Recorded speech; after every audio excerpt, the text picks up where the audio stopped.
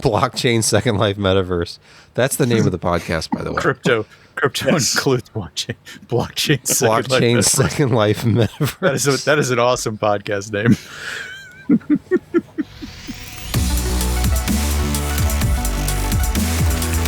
Hello, everyone. Welcome to the PC Perspective Podcast. It's episode 780. We're recording this on July 3, the eve of American Independence Day 2024. I'm Sebastian Peak.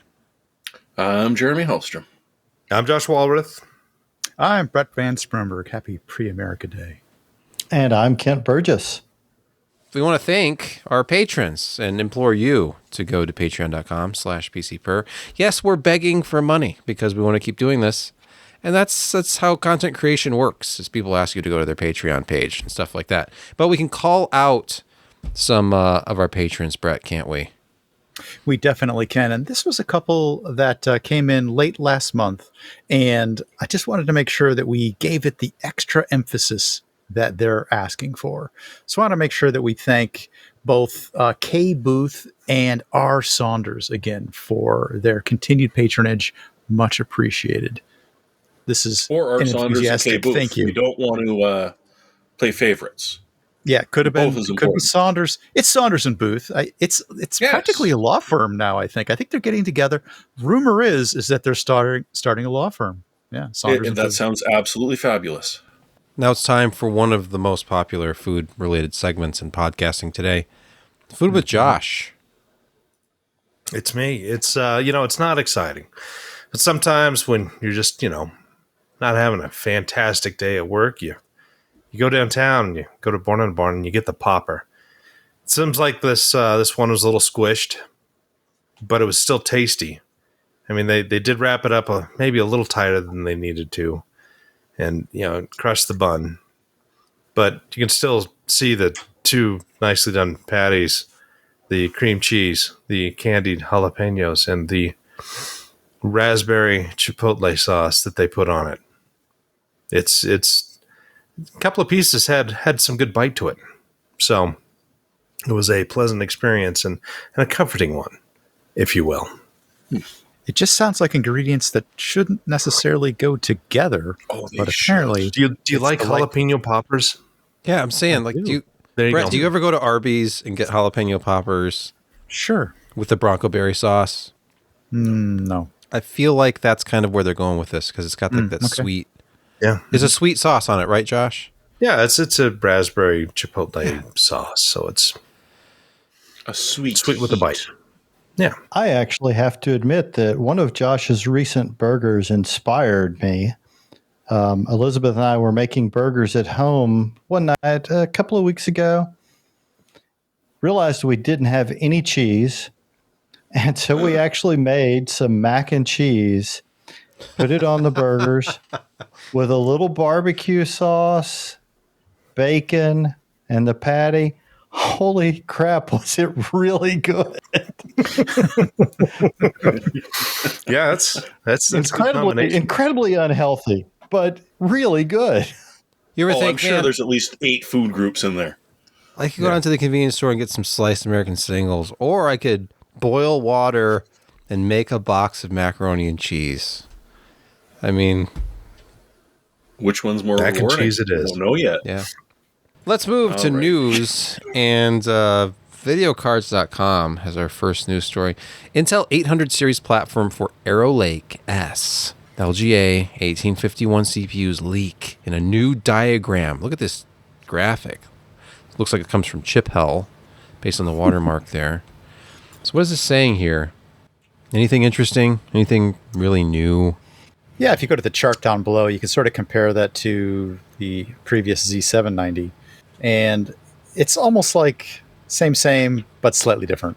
It's more evolutionary than revolutionary in many ways, sporting very similar amount of lanes with a nice improvement in a couple of places.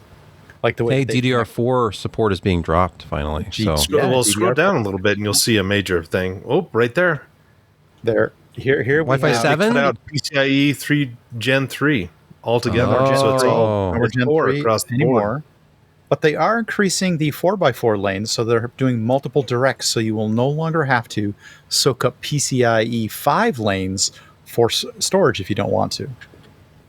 Right. Now, don't worry. I'm sure those Gen 4 will be reverse compatible all the way to Gen 1 for those old devices like sound cards and things you might have on hand. More than likely.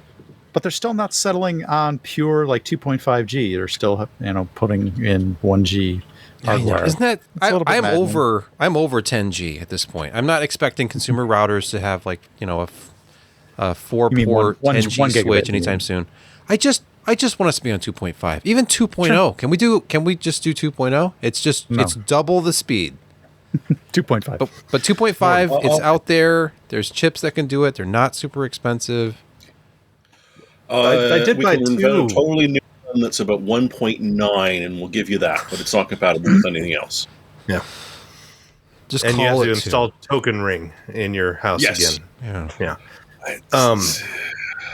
No, I've got some of the Okay, you didn't 2.5 catch switches that. that I got here and upgraded to, and they run fairly warm still.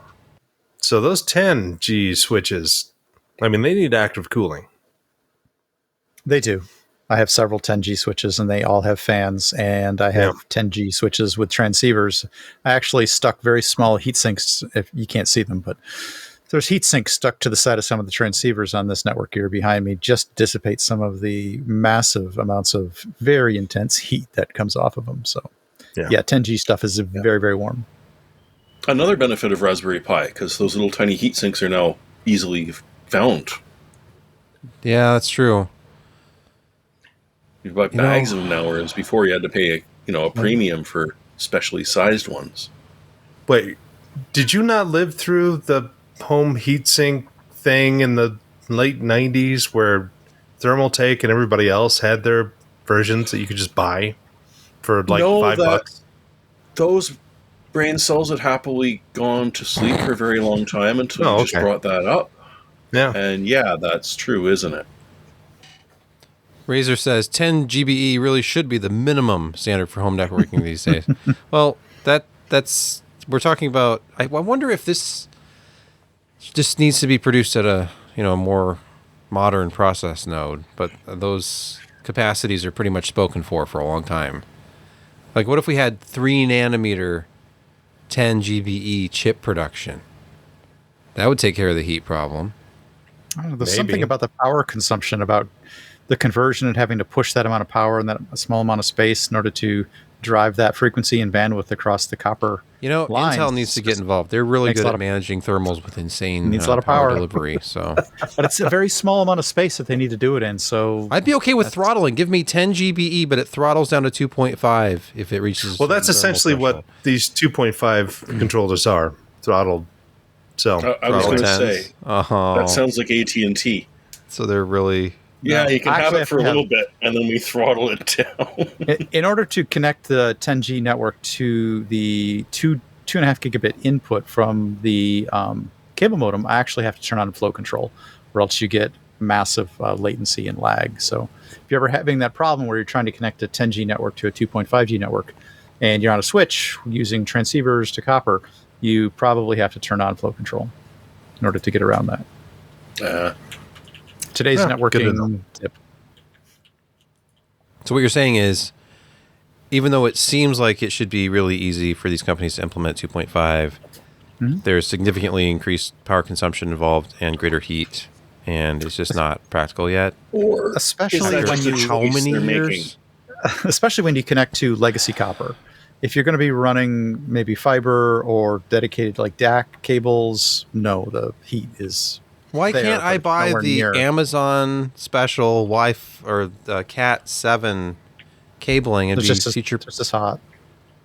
It's just hot.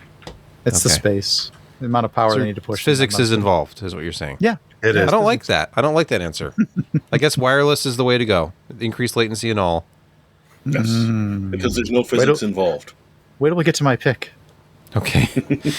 Always something network related from Brett. We look forward to that. Let's move to the next news story. Yeah, there's all these little sublinks. Like, wait, I didn't do that one. Okay. I did that one. I should have put these on I had here. just seen this one before the show, actually. So what are we looking at here? someone got a hold of an Arrow Lake S processor and was willing to put up some GPU Z numbers. That single core performance is about 27% faster than a 13900K. Allegedly. It could be. Allegedly. I mean, it's new architecture finally, new process node. Some of the more interesting parts of that story have really nothing to do with the leak, but it's what Intel's talking about with the E-cores and how they've really been able to improve the performance on the E-cores. And I mean, when the Alder Lake first came out, they were saying that clock for clock, the E-cores were about equivalent to Skylake processors, which that's not too bad. But I've sort of been on this train for a while about the E-cores with the amount of space they physically take up on a die, especially as architectures keep shrinking. But you can fit 4 E-cores into the spot of 1 B-core. If they can continue improving the performance of those E-cores, I think that's really, where the server market's going to go. And they have announced these all E-core servers with massive numbers of cores. So I'm really interested in these higher performance E-cores to see what they can do with them. Well, let's do some theory crafting here, and let's think about it. So the reason why they did hyperthreading is that essentially to compensate for the bubbles that go through the pipeline. It's a terrible way to consider it, but essentially you have parts of the CPU that are not active. And so they figure if they throw 2 workloads in and tag those workloads, that you can more adequately fill the CPU. But if they improve the branch prediction so much and the decode and dispatch, it sounds like that they're actually kind of eliminating a lot of those bubbles. And so hyperthreading actually becomes less efficient.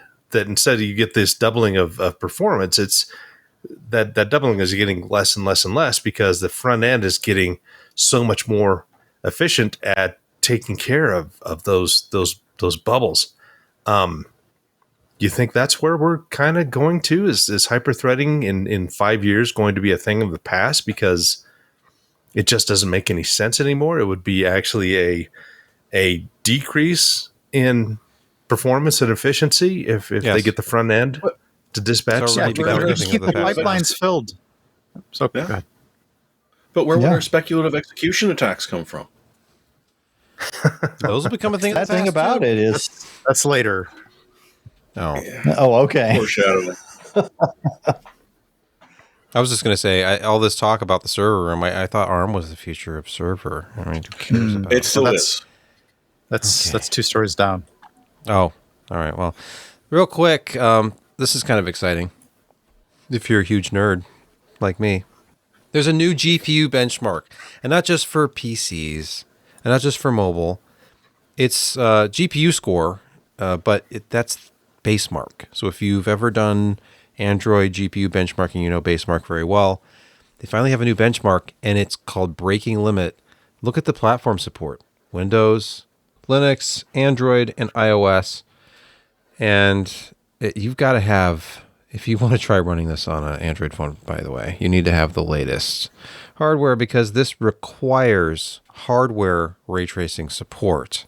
And even with, say, a Snapdragon 8 Gen 3, the default test, which is 1080p, I did a test run here, and it was like 7 FPS. So this is going to be one of those benchmarks where it's like the crisis for phones.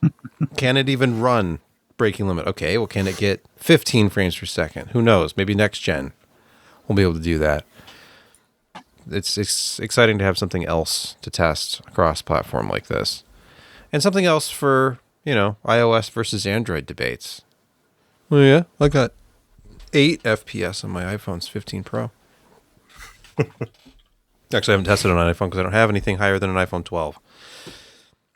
Okay, what is our next news story? I should probably have already had it pulled up. Jim would have already had it pulled up. Oh, you would have.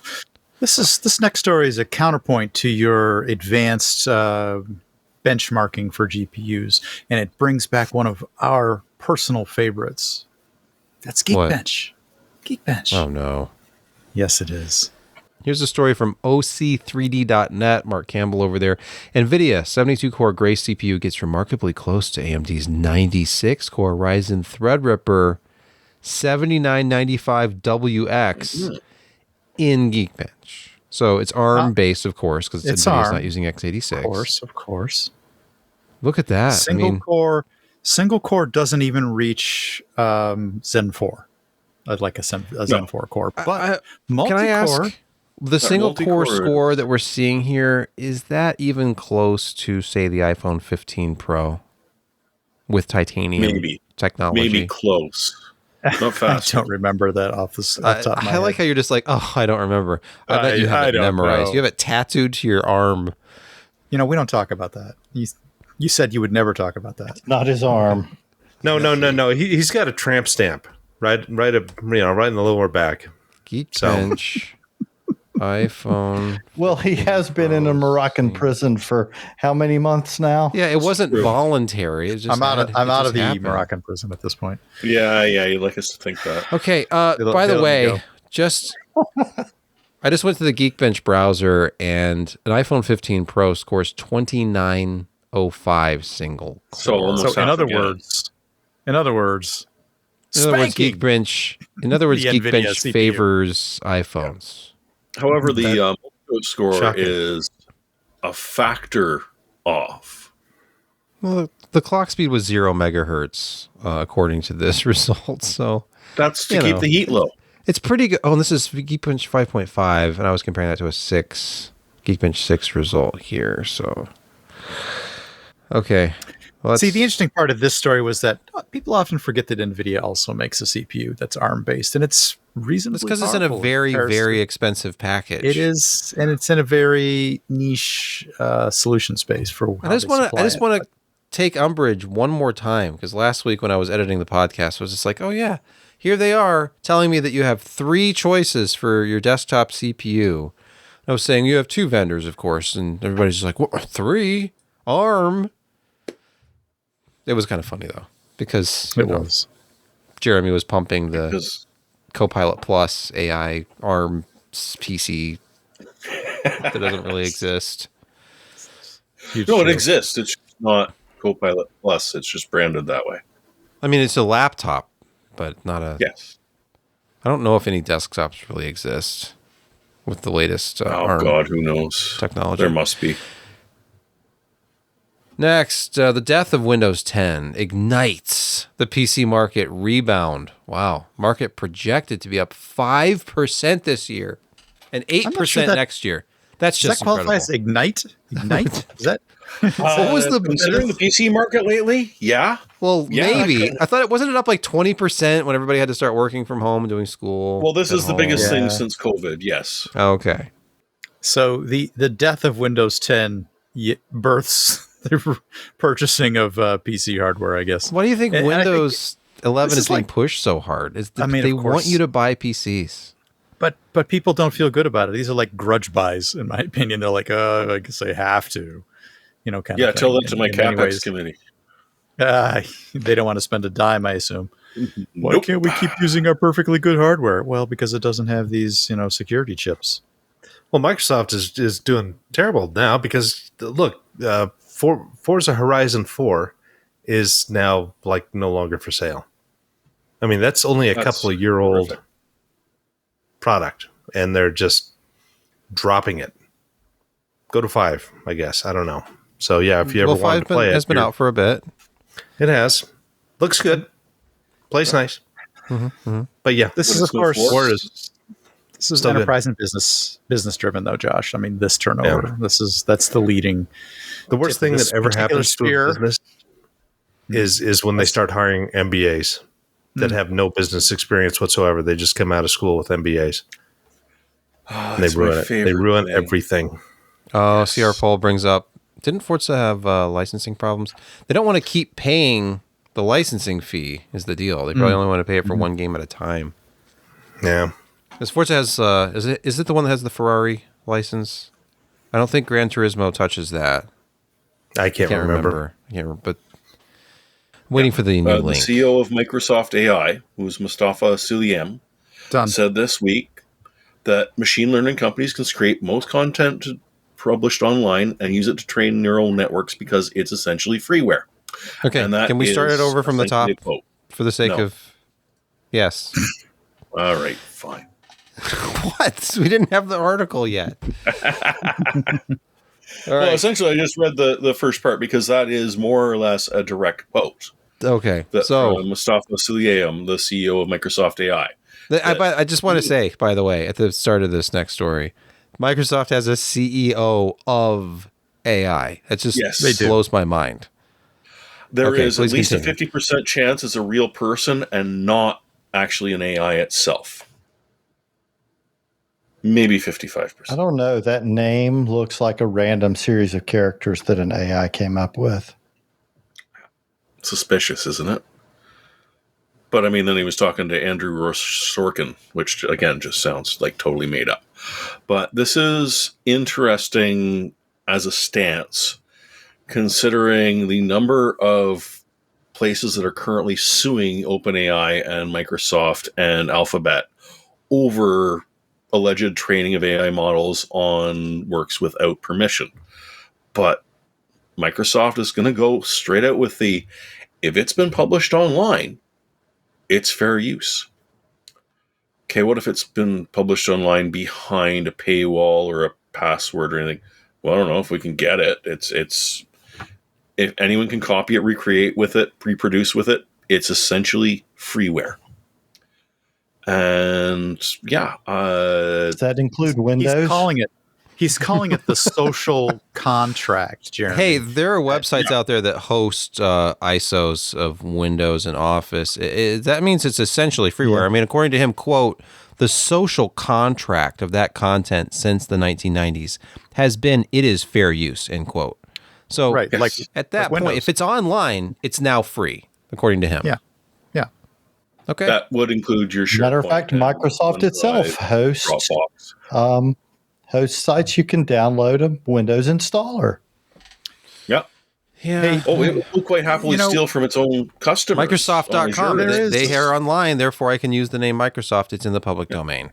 There is one caveat to this, and I'll quote directly from the article, that those creating content and posting it online make it freeware unless they retain or can attract attorneys willing to challenge Microsoft and others. Well, so what they're saying is it's all free, it's all ours, and we have a bigger legal team than you and more money than you. And that's it exactly. Unless you sue us, we're taking it. And I mean, it's different up here in Canada, but you guys still have the DMCA, don't you? Yes. Wouldn't that cover it? Or else, well, I'm sorry, you're streaming a movie on the internet. It's mine now. Has to be copyrighted. Or else, wouldn't that gut it? No, I think he's just saying, hey, you posted a comment, you wrote a blog post, you published articles on a website called PCPer.com. Right. It's all mine. It's all just Microsoft. You created a bunch of how-tos. Server that contained the entire works of Disney online too. The fact that I accidentally my AI got into it is not my problem. It's up there. So the social contract says it's maybe. Yeah, I love how he's just saying, well, the social contract. You're quoting this concept that works to your advantage called the social contract for the internet. I don't think everybody plays by the same rules on the internet. It just seems like he's a little out of touch. Well, unless you have a legal staff. Well, doesn't everybody? Yeah, not exactly. as big as theirs. He's basically saying anybody with millions of dollars worth of lawyers on retainers can challenge us. Your entire identity is in the public domain, so I hope you know that. That is true. The real Newman's got you now. The T-shirt. People are going to start showing up with beards and these National Sarcasm Society shirts. And what are you going to do? Walls with RTX 4090s on them. Next news story. This seems more like a PSA, but prices are dropping on those Ryzen 7 8000 series G processors, the ones with graphics. They used to be called APUs. I found that easier to say. But say you're really excited about the AM5 platform, and you want to buy a new motherboard, you want to buy DDR5 memory. What are you going to do? You're going to buy a processor and a graphics card? Or are you going to save a little bit of money? Yeah, you fool. Save a little money and buy one of these 8700Gs. Oh, it's $329 though. Not anymore. $59 coupon applied directly in your cart. That's a savings of math that I do not want to try to do in my head right now. $270. Okay, $270. Yeah. Okay. Yep. Sometimes I really do wonder why they do these integrated SKUs on the AMD side. Yeah. For the desktop. I mean, for mobile, absolutely. That's how it has should be. Yeah. But you jack up the TDPs on that and run it on a desktop, and the graphics are always going to be underwhelming, even compared to a 150 watt TDP graphics card, which is under $200. I think what. Go ahead. Oh, I was just going to say, Al Bundy in the comments makes a great point, because all AM5 CPUs have an integrated GPU. It's not a powerful one, but it'll get you a display. And if you're getting one of these 8600Gs or 8700, the gaming performance is not that great. So you'd be much better off buying a low-end, say like an ARC graphics card. A really cheap ARC graphics card will give you better performance than one of these APUs, and it's not very expensive.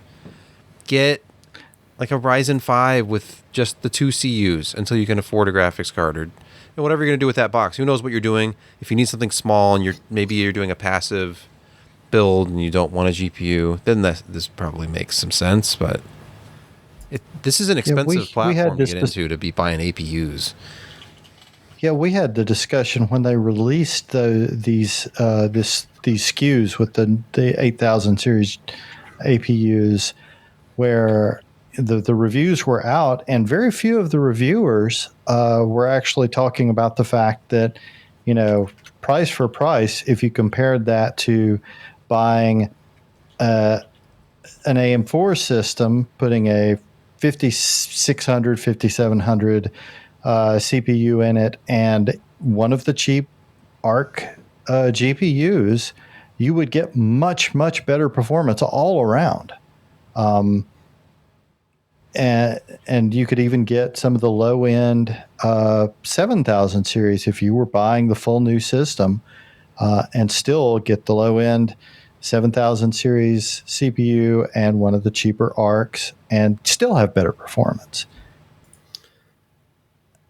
Well, we're looking. It just never made sense. Better or worse, we're looking at this from an enthusiast market, even a budget enthusiast, and that's different than Dell shipping this graphics CPU for X amount of money, and business people just buy it up because why not?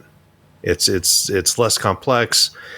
It's got fewer moving parts. If you do interesting things like Esri or ARC, you're going to get some acceleration from the beefier 3D graphics on this chip. So yeah, I mean, sometimes we got to take off the enthusiast hat and look at the wider thing. But in the retail market, it really just doesn't make a whole lot of sense. And that's unless there is some unless we'd have to look at a list. Unless there is some hardware encode decode that you actually get out of one of these compared to what's just built in to the regular Ryzen chip. I don't see why this makes any sense, because it's not powerful enough for any kind of legitimate gaming. It's fine for casual gaming and low resolution gaming. But if you're a business person, you're just, using Outlook, Teams, then it's not going to help you in any way. And it's not powerful enough to replace the CPU in something like a video editing program or photo editor. So where does this make sense? Unless you're doing like a small fanless build or something. All right, we are going to pause here for a word from our podcast sponsor this week.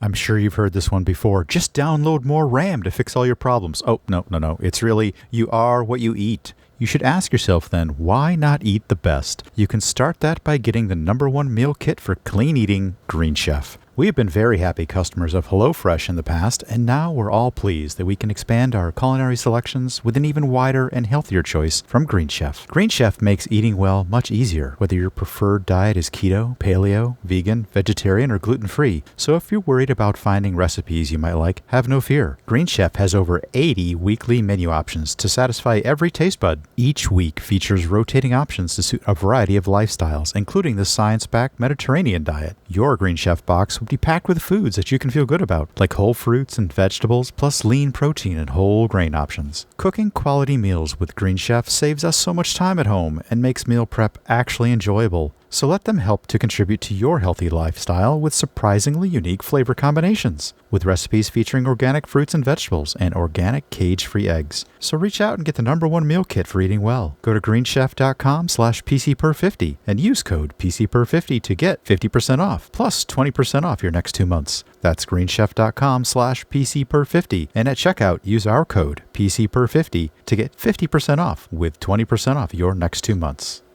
We are back. It is Insecurity Corner. And our first story, Bonanza. Intel, Linux, Cisco, Apple, all unwillingly participate in this week's, what is this? That's a slide rule. That's going to be my pick for the week because it's pretty secure. It's reasonably secure, right? Like you can't actually get a virus using a slide rule. The gaming on slide rules it's terrible. Hey, it's possible though. So yeah, I wrapped this all into one because it was just depressing, and I was trying to take a long weekend, and then looking forward to the Americans being off, and it'd be a reasonable week. And then no, we start off with Intel, being a company that many people have bought processors from, and quite possibly not updated since Raptor Lake or Alder Lake, 12th and 13th gen, I believe. Well, we have an all-new branch prediction attack.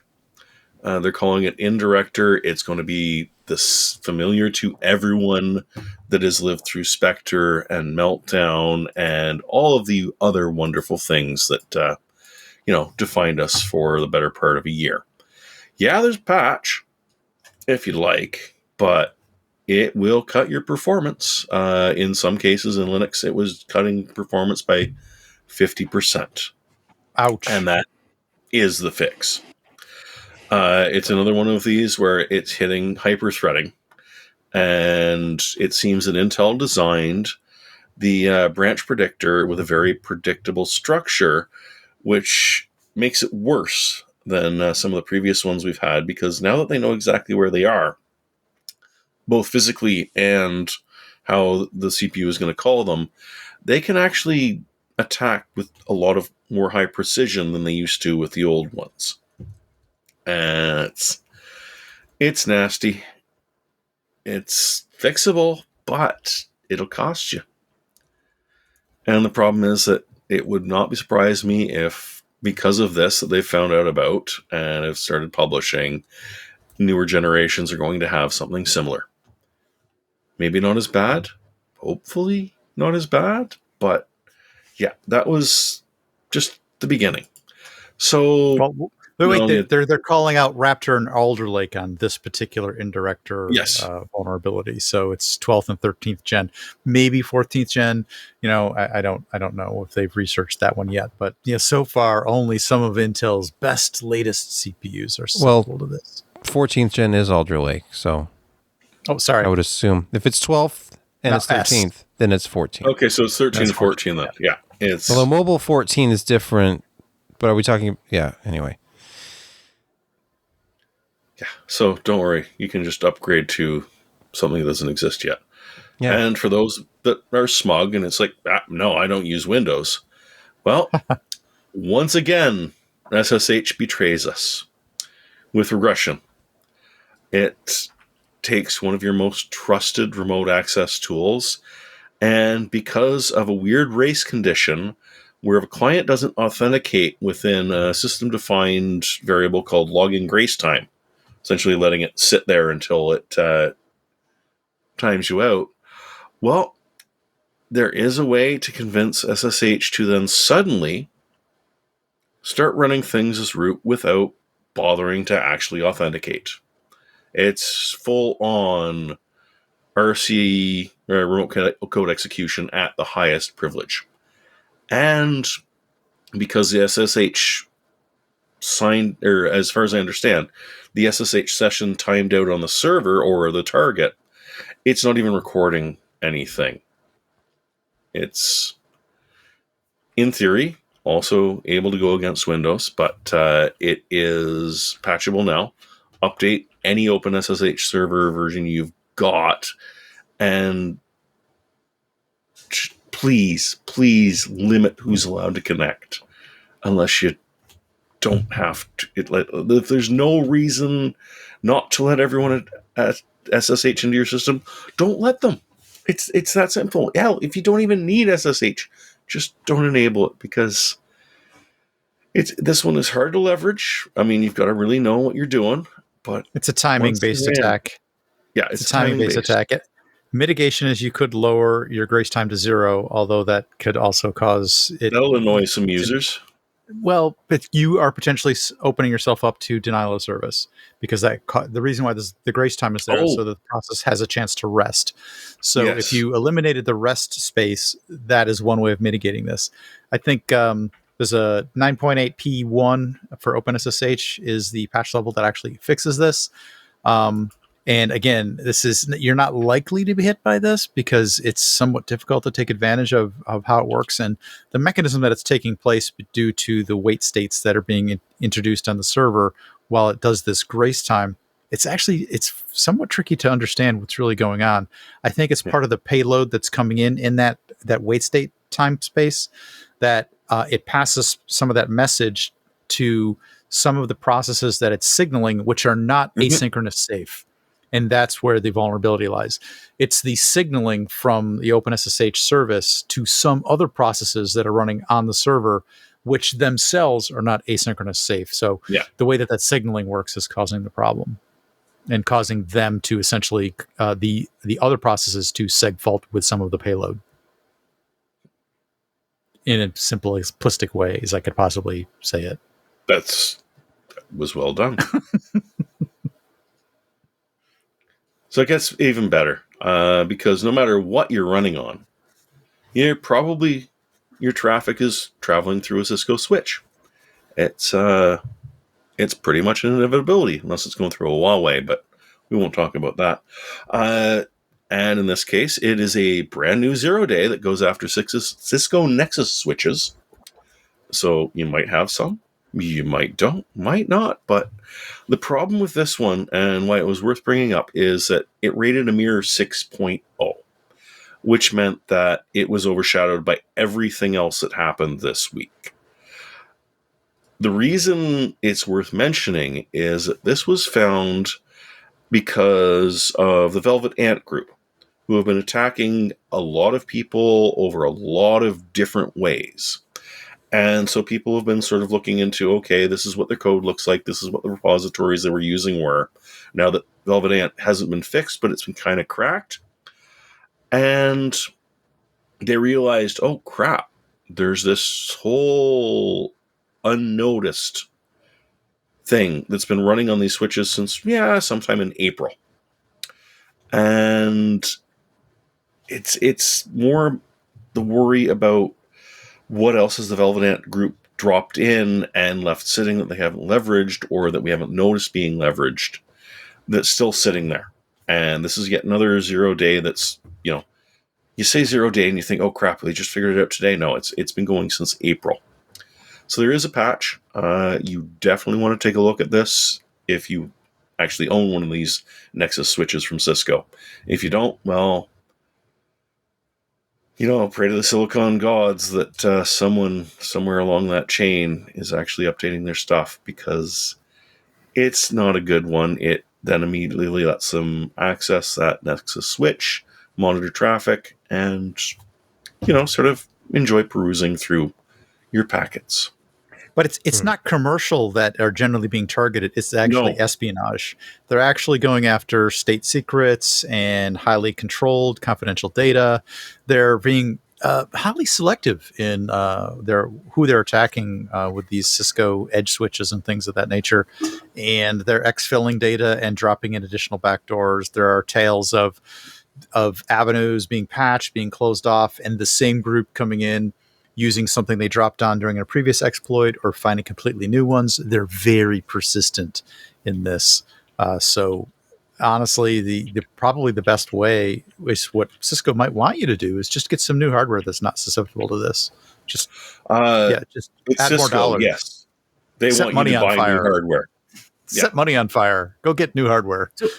So have you ever picked up a velvet ant by accident because they look fluffy and harmless? They're not. I did that once. Oh, really? Where? Well, it was crawling on the wall. I'd never seen one before, and this is like 15 years ago. And I didn't was like, realize what the hell it is made it that? that And far I let it south. crawl in my hand, and I was Fair like enough. going to take it outside, and suddenly it's like pain, pain, pain, pain, and it just kept going because it just keeps stinging you. It doesn't have a removable stinger. Just keeps plunge, plunge, plunge, venom, venom, venom. Wow. So yeah, that It's was sort fun. of like a jellyfish, but it's an ant. Yeah. Well, it's actually a bee, but it's I or a didn't realize hornet they or made it yeah. that far up. Yeah, it's one of those nasty ones. Mm-hmm. Yeah. Yeah. Don't pick up the velvet ant. No. Yeah. And that goes Hey, for you your Cisco Apple. switches as well. You Apple fans, you thought we were going to leave you out. Oh no. I saved the best for last. Cocoa Pods. Apparently in 2014. And not just for breakfast anymore, by the way. No, they're not just for breakfast anymore. You might want to smoke them, though. The way that a lot of Apple packages work, over 3 million applications done in Swift and Objective-C, were held in a place where an Apple user could go and trust and, install the apps from. Well, they migrated them to a new GitHub instance. And as part of that, the authorship, hi, this is my pod, this is my app. Well, it's a pod isn't actually an app, it's a list of dependencies. So it's what your app needs to install before it installs. We're going to break the authorship. So we need every single person who's programmed one of these pods to get in touch with us through a quick little email exchange. And that way you can take over ownership again. But we're talking every single one of these. Over 3 million applications, the dependency repositories, you had to say, hey, I own this. And you had to do it in a ridiculously, stupidly easy way.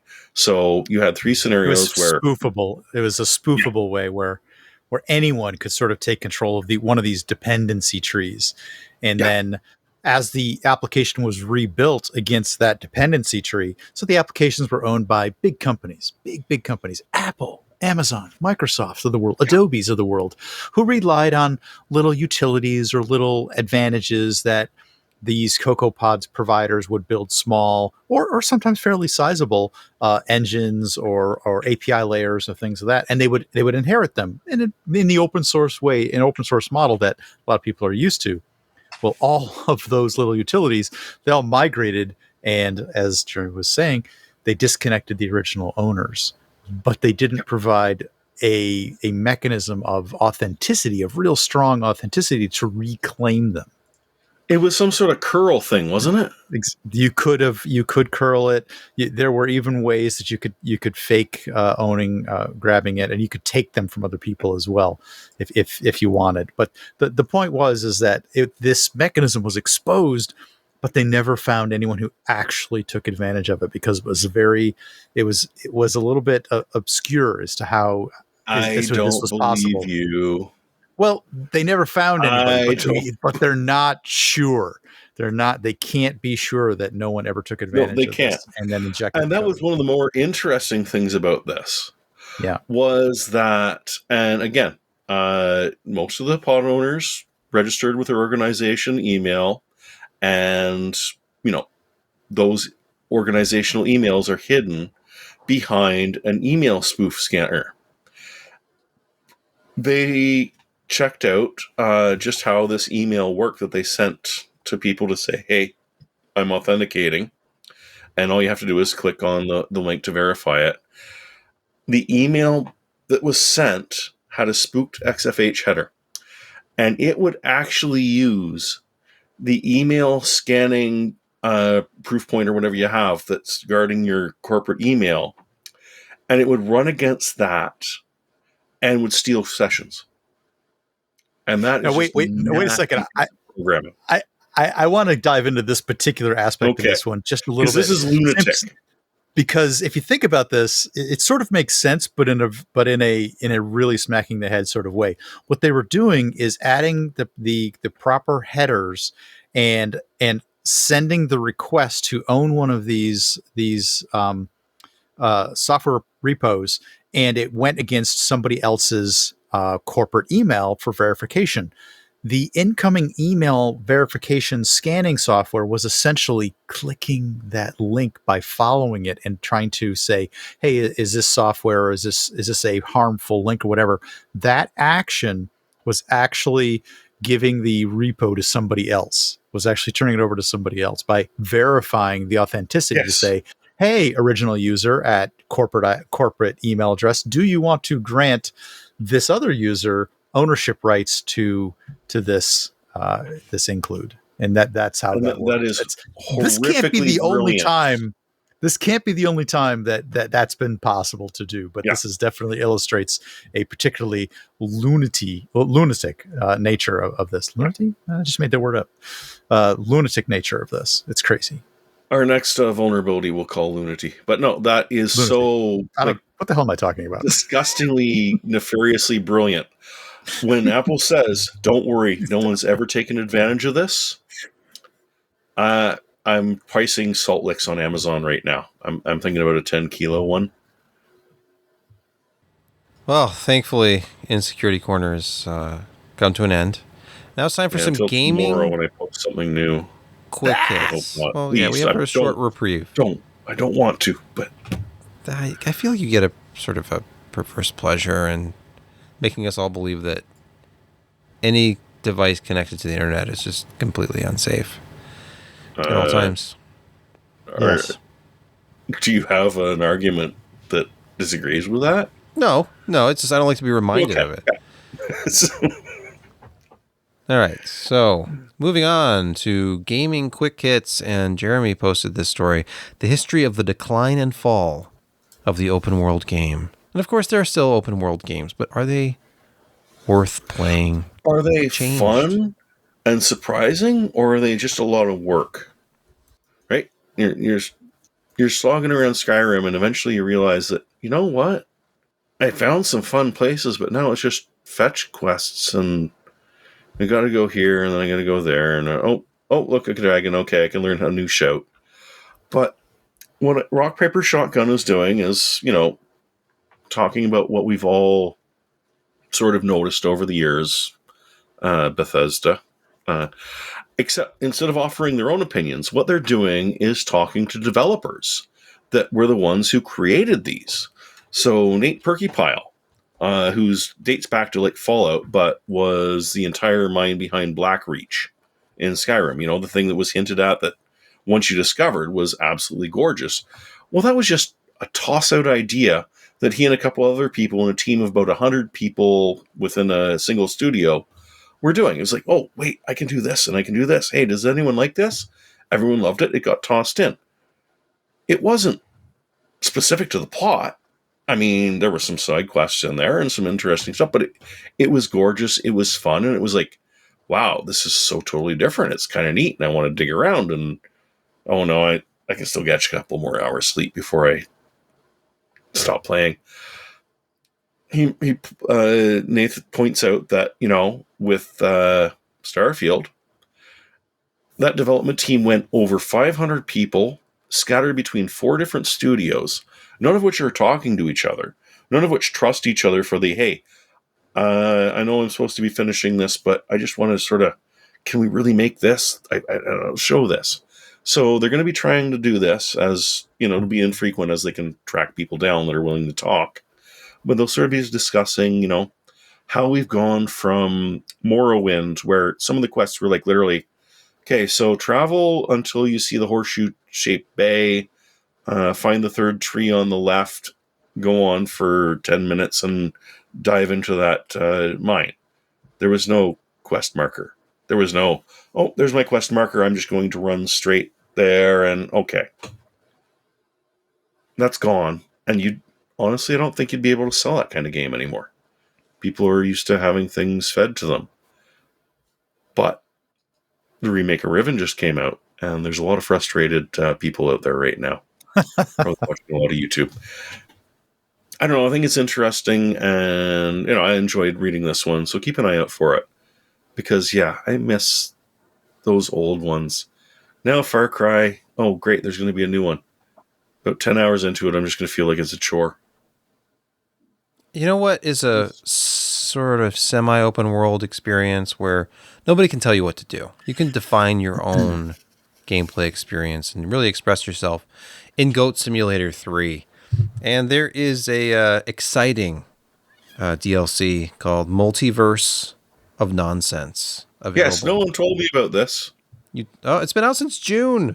I know. I just found out about this last week. Randomly.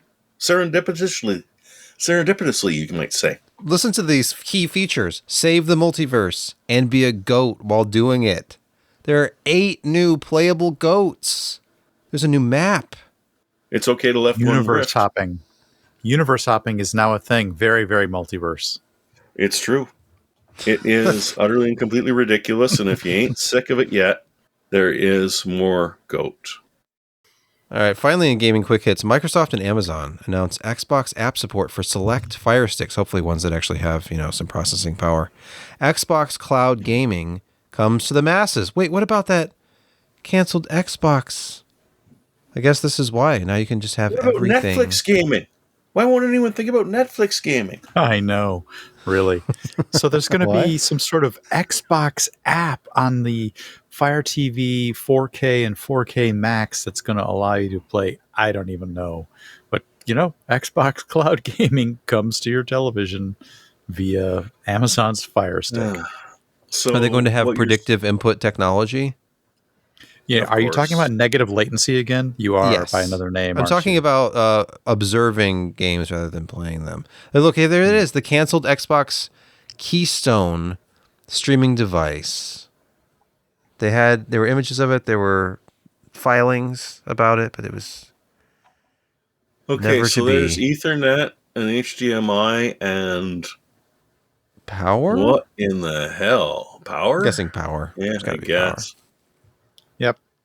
And if you read that less than 24 hours after it being canceled, they announced, we're partnering with Amazon to bring the Xbox streaming cloud gaming app So to what the you're Fire saying Sticks. is that there's going to be a GeForce Now streaming stick in the very near future. I'm not saying that. I thought Look, that we was can't called a even get- shield. We can't even get 2.5G on consumer routers yet. On the And most highest people, end Intel 800 series motherboards, you can't guarantee to get 2.5, I no, don't think. that's the world we live true. in. We live in this world with all this exciting advancement in CPU and GPU compute. It just gets better and better every year.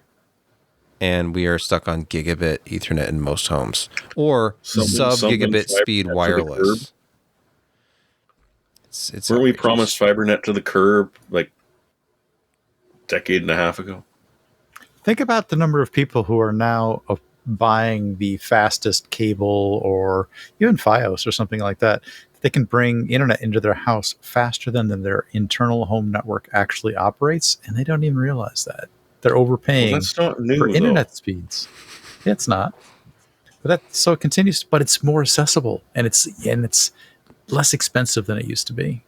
I'm right where I need to be because my internet at home is like 960 down and 960 or 980 up. Last time I tested it, and that's Yep, about yes, like I'm not practical limit of my gigabit equipment as well. So Like my Eero 6 Pro, or I think whatever, has the WAN port at 2.5 gigabit, but the LAN port internally is only 1 gigabit. So unless I'm wirelessly streaming all kinds of stuff at the same time of doing wired, yeah, there's no reason to do anything more than gigabit fiber. yeah.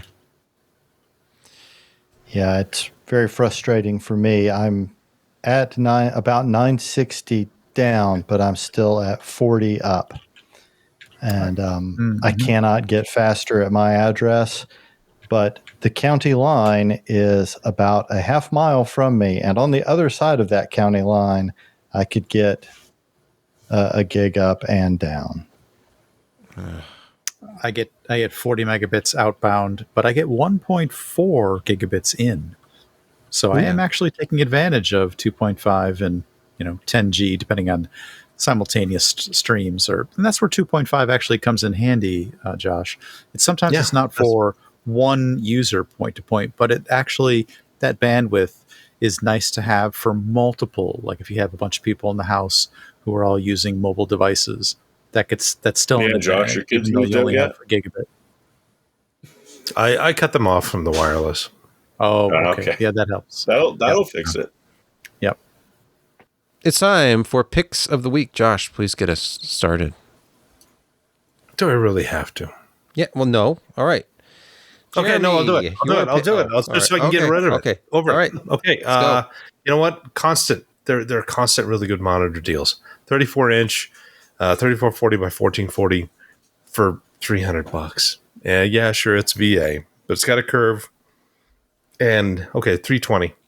Still, that's just a smoking deal for that amount of space. 144 hertz, FreeSync, Premium FreeSync. Premium. So yeah, still 90% DCI P3. Not perfect, but it's big and it's a reasonable resolution, and it's 144 hertz and it's $300. That's crazy talk. Yeah. I don't know. I have the that model exact numbers monitor. enough, though.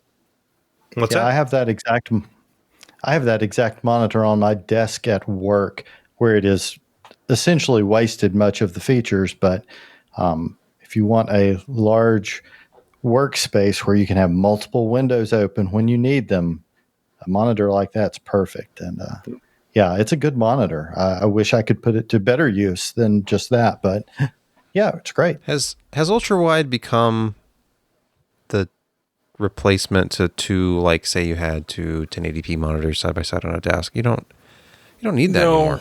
Just get an ultra wide. Because they want two then. Yeah. Yes and no. I mean, some people have done it, but you do lose a lot of horizontal space as compared to two monitors. But you don't have that barrier in the middle. You don't. Oh, but you your don't. brain edits it out in no time. You sound like my IT staff. Well, no, I used to run a triple Ifinity, and well, I guess now it's NVIDIA Surround in the kitchen. And the 3, yeah, it's just, no, after a while, the brain just, I don't even know. But I do like the widescreen better. Although I don't know, Josh, that model number doesn't have enough digits in it. Probably not. It's pretty getting something conservative Acer for that. worthy. That was, yeah. All right, Jeremy, your pick. I wasn't kidding. Learn how to use a slide rule, kids. The gaming on it sucks, but a lot of what you can use a computer for, you can do quite quickly. You know what? You control the FPS though. In all honesty, like I don't know. I depending on saw how fast you can use thing it today, saying that the human eye is about 77 FPS. Okay. It was stupid. They were trying to do math off of the minimum amount of light that an eye could detect, which is about 13 milliseconds or something like that. Or no, 13 nanoseconds. I hate that. I know. It was just like, it makes no sense, but it saw that and it annoyed the hell out of me. So I had to bring it up. Gavin wants to know if Adobe has been ported to slide rule. It is, No. but it's purely virtual. It is going to eat up at least 180 gigs on your disk, and you're only allowed to use it on the second Tuesday as long as you've paid your subscription fee. I think was gonna Sebastian say- has a different hot take No, on this. the doom on the slide rule is very real, and I'm sure LGR will have a video about it very soon. It's you've Oh, seen it doom on a happens. calculator. Christian was asking Discord earlier. Yeah, It takes 14 days to do a frame calculation, but But you can do it. you can do it. Yeah.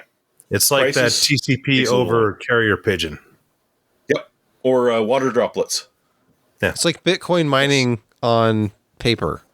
You could do mining on paper if you Yes, had you can. millions of years. And if you had a slide rule, know it'd be what? even quicker. But hell, kids, You know, if we- you have no idea what a slide rule is, look it up. Yeah. And if you do, well, you're about our age and you actually got to at least do some basics on it. It might be that the slide rule is actually superior because we put several men on the moon using a slide ruler. Damn right. And since we went to computers, nobody's been back. Yeah. What is it? Crazy They had 16K of memory in the entire Yes. Apollo I in between the lunar and the command module. Yeah. And a single imagine- pad with a couple of extra characters on it for Imagine the computation available in today's self-driving cars. Can't do it. You think the self-driving car could get to the moon? No. yes. But I don't can the think it'll land self-driving car safely. use a slide rule? Maybe it would be better. And right. General If we Stone put mentioned Elon mining on Musk Abacus. in- No, Abacus are insecure. People can see what you're doing. They're big.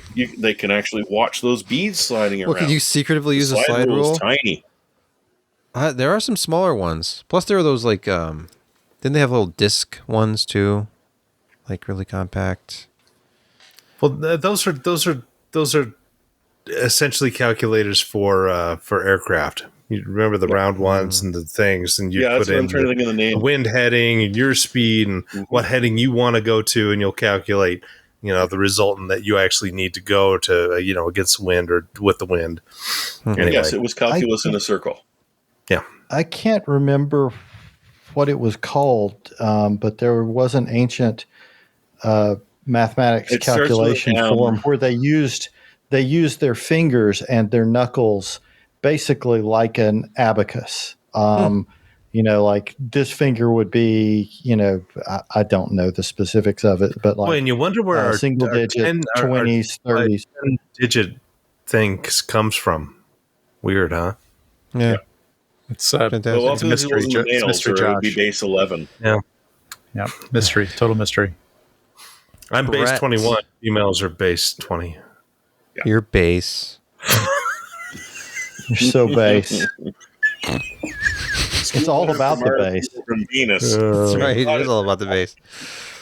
All Oh, right. you're base 20. Brett, did you have a pick? I did. I like a little bit of strange networking gear. I'll say. You guys all just froze on me. I just froze as well. Can you guys still see here? Yeah, everything's normal see for you. us. Wow, that is It's just your. weird.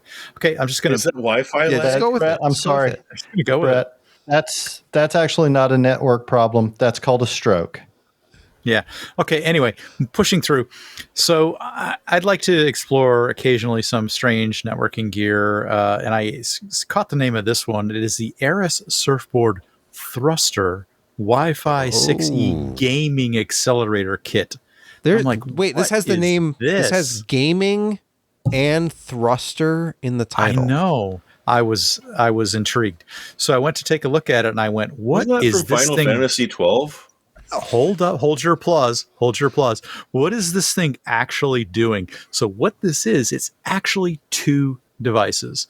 It is Okay. two devices. You plug this in, hardwire one side of it into your networking gear, your switch, or your Wi-Fi router that probably has a couple of local ports on it. And then you take the other one of these to your remote device, plug that in, also 2.5 gigabit.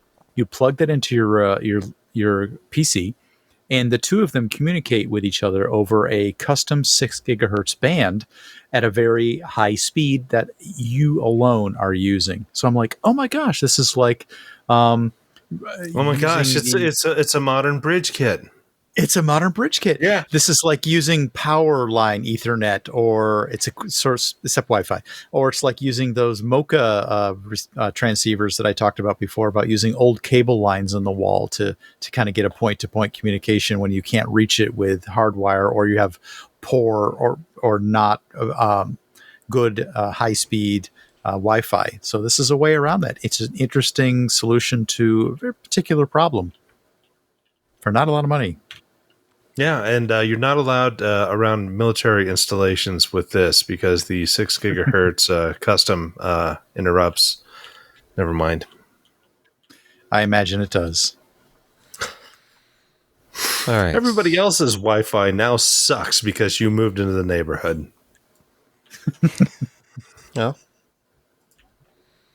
Yeah, Be basically better. you're blasting everybody else off the air. I don't know what the exact frequency it is that they're using, or how wide a band they're using, or they're using a part of the 6 gigahertz band that is private, or they're using maybe a multiplexing algorithm that's different from typical Wi-Fi. But it's an interesting way of getting around this particular problem. So Yeah, essentially, they're not using the algorithm designed. They're not using the algorithm designed by Hedy Lamarr. Yes, they would be. Hey, no, everything is kind of a derivative of that. When you go, was it spread Yep, spectrum? It absolutely is.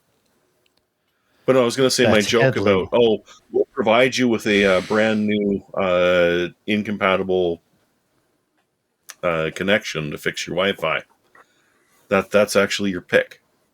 It's Well, just this is a awesome joke I particular made. point-to-point application to get around a Wi-Fi congestion or latency problem. All right. Kent, your pick this week.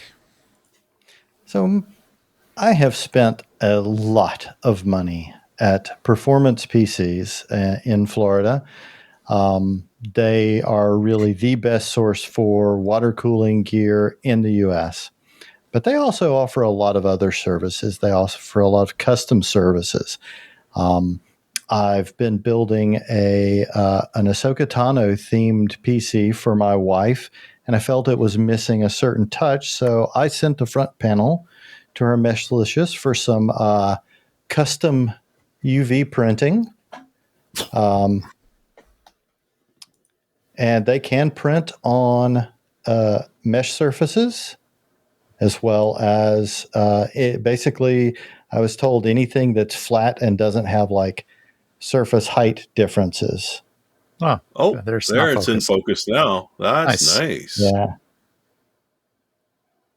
Yeah, and it And was easier than very learning reasonable. embroidery. Yes, that was it was a very easy transaction. I sent Garrett there a proof of the image I wanted. He said it would work. Shipped the panel to them. They received the panel last Thursday. I got it back today. So quick turnaround time, and the price was very reasonable. But they also offer a lot of other custom services, CO2 laser services, CNC services. Yeah, so it's a great place for a lot of different custom PC needs. Interesting. And actually, on their main site, they're running a 4th of July sale through the end of the weekend as well. So That's cool, because I knew Falcon Northwest did UV printing. I didn't know who else was doing that kind of stuff, and apparently you can just send your own stuff to them. Maybe I'll take an image from this exciting website teasing the upcoming 2nd generation Razer Plus for 2024. Now, I am a Razer user. This is my pick of the week, by the way. I'm a Razer Plus, known as the Razer 40 Ultra in the rest of the world. And it is a clamshell Android flip phone. It Thank already you for has scrolling down because that animation was making me nauseous. Yeah, I'm sorry. It has the largest external display. It already had a really large external display. it was just massive compared to what Samsung had at the time. And that there's nothing to see on this outside. Come on, where's my image? My sweet Cowboy Bebop image there. But it's already a really large exterior screen, very usable. It's like a 3.5-inch screen. It's like first gen iPhone size. You can do a lot of stuff on the outside of the phone already, but it's getting even bigger because they're eliminating that kind of chin that it had before. And there's just so much AI you can do, and turning heads, of course, also with the beautiful colors that you can get this device in. What I'm excited about is that they have revised the hinge on a more practical note here. So the hinge is supposed to be easier to open with one hand. I kind of like the hinge stiffness because you can kind of prop it up in different ways, but whatever. It's getting a much needed increase in CPU horsepower because this one launched with like a year-old SoC in it last year. Now it's getting an 8S Gen 3. I am not exactly familiar with what the 8S is compared to the 8 Gen 3. I'm hoping it means it's faster. There's also going to be one with a MediaTek processor that's less expensive.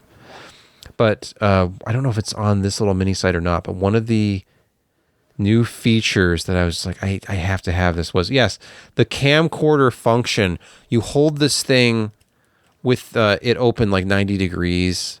And you can so hold retro. You can hold it like a Handycam, and it does. So retro. You can turn on the external preview so people that you're recording can see what you're recording. You can also turn that off, but there's just. Does it have extra camera shake too? Well, that's what I'm hoping is that there's a little bit better camera technology because that's really the weak point of this. Is this takes some of the worst photos? Oh, is that a Zune? What do you have there? Said a Zune. Josh, you're muted. Unmute thyself. So it's a super talent, 2.5-inch thing, only slightly smaller than what you're having. Yeah, and that's still still small. work. Yeah, I think it's from 2008. Huh. Super talent used to be a thing. they were one of the first like affordable SSD providers, weren't they? They did memory. I knew they did then memory, just- but I thought they had super talent SSDs like SATA 1 SSDs back in like 2008, 2009. Anyway, I really hope the cameras are better because the camera in this is about the worst camera I've had since like the Nexus 4 for its time. Oh my lord, they still do. All right, well, that I think we'll do it for our show this week. Thank you for watching, listening, hanging out with us. If you're watching live, if you're one of the 175 concurrent viewers right now. Thank you for hanging out with On the Thank you. eve of our July 4th I'm sorry. holiday in the U.S., it's just hanging out with us. Hey, even just cleaning up America. my room, I still have stuff within arm's reach. That's good. I'm What do glad. I have a- 'cause I have a that's problem. part of the I charm have a of the problem. show. That's part of Josh's charisma, or rather his riz, as the youth It's almost culture it's like a would say. superpower, right? His Riz. Josh Walrath, the neatest hoarder you know. The rizness. I'm maximizing my disability, which is hoarding. Anyone who came to my house would probably think, oh, you have kind of a small house. And then they would, if they went into my basement, they'd be like, holy crap, how did you get that much junk into one area? It's Well, it wouldn't fit in it's the one attic. small piece at a time. This Yes, it isn't is. junk. Yes, so it's no longer junk. You just said that your son no longer. Yeah, my calls it son junk. respects my possessions enough now that he doesn't say, Dad, no, it's not junk. It's just, you just need to. It's just It's only junk when you start using painter's tape on it. Blue painter's tape. Hey, he loved that Enterprise. And I glued it back so many times there was nothing left to glue to. So I had to use something. And that's what I had on hand. I would have used electrical tape, but I had painter's tape. So I put the nacelle back on the Enterprise with blue painter's tape. And Josh has never forgotten. Never forgotten. Never It's forget. an image that's burned into my mind. Yes. Yeah. The line says it's a collection. It's not junk. Yeah. So for the collectors out there who understand that, it's not junk. It's just big boxes that are getting, progressively more and more mildewy the longer they sit down here in the basement. One day, son, this will all be yours. Yes. Curtains. That's a curse. That is a curse. I collected all this stuff and the basement flooded. But I collected it again. The basement flooded again. But the third time, the house burned down. Then the basement flooded. But the fourth one,